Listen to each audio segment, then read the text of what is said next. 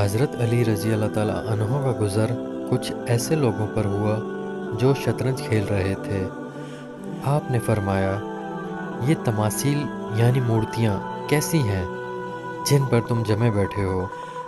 اگر تم میں سے کوئی ایک انگارہ اپنے ہاتھ سے چھو لے اور اسے چھوتا رہے یہاں تک کہ وہ بجھ جائے، وہ ان مورتیوں کو چھونے اور ہاتھ لگانے سے بہتر ہوگا۔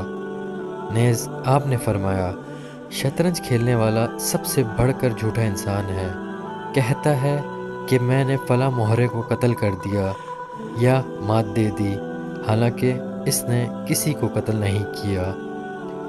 حضرت علی رضی اللہ تعالیٰ عنہ کا گزر بنی تیم کی ایک محفل سے ہوا جس میں لوگ شطرنج کھیلنے میں مصروف تھے۔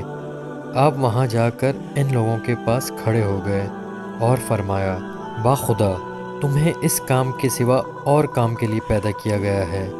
باخدا اگر مجھے یہ خطرہ نہ ہوتا کہ میرا یہ اقدام جو تمہارے خلاف کرتا ایک مستقل لائل عمل نہ بن جائے تو شطرنج کے مہروں کو تمہارے منہ پر مارتا۔